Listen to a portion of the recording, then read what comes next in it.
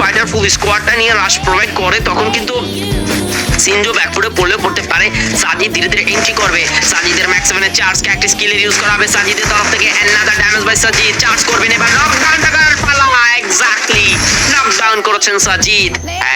And old fighters toxic অনেকটা front সাইডে এগিয়ে গিয়েছেন, এবার ফাইট অ্যাঙ্গেলস করবেন। ফাহিম নকডাউন হয়েছে, টক্সিক নকডাউন, দুটি প্লেয়ার লুজ, বাট সেই জায়গায় থাকবেন সাজিদ। ওল্ড ফাইটার সাজিদ আর নাদা প্রযুক্ত করেছেন, বাট 1% নকডাউন হয়ে পড়ে থাকবেন।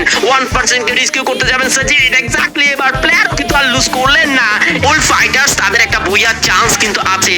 ওল্ড ফাইটার যে কোনো সময় একটা বুইয়া করতে পারেন, বাট ব্লিজার্ড এবার ফ্রন্ট সাইডে প্লেয়ার স্পার্ট করেছেন, একটা গ্রেনেড কুক করছে